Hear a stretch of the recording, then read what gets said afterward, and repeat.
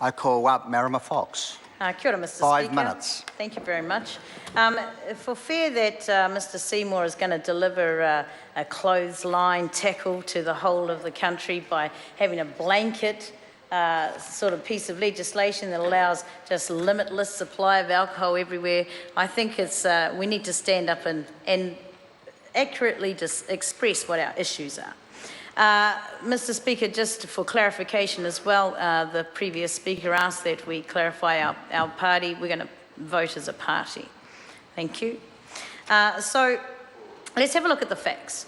The misuse of alcohol has a devastating effect on our whānau. We know, and it is proven through limitless cases and research, that the consumption of alcohol to excess has a direct impact on the levels of domestic violence in this country. And for that reason, we considered this bill very seriously.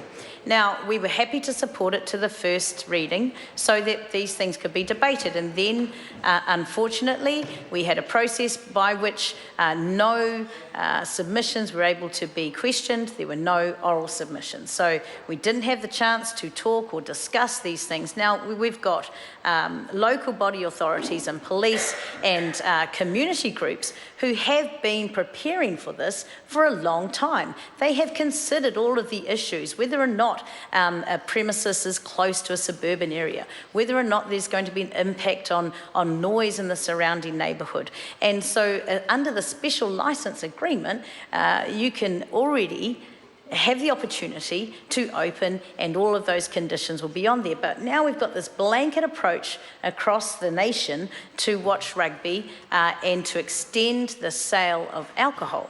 So I don't have a problem with rugby. I love rugby, and I appreciate the previous speaker, Lewis Wall, talking about the passion of rugby in this country. In fact, in our house, there is one rule. There's a number of rules actually that I try and implement, but there's one rule that never gets broken, and that is rugby before all else.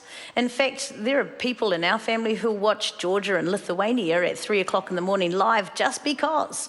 Now, we get that. We get that this is important to the nation, and we wanted to have the opportunity for community groups to come together and not be subjected to some of the draconian measures that were being put in place by some of the local bodies, saying you could only watch 8 games. Well, you know, 8 games, which ones shall we watch? Which country shall we not watch? So I appreciate the reasons of why this is coming, and we wanted to have a good, strong debate about it. And in the select committee, and I have to commend the chair, Jackie Dean, and the other members of the committee who met, you know, at all sorts of hours in a rushed way, I have to admit, to try and get this through to the best state possible.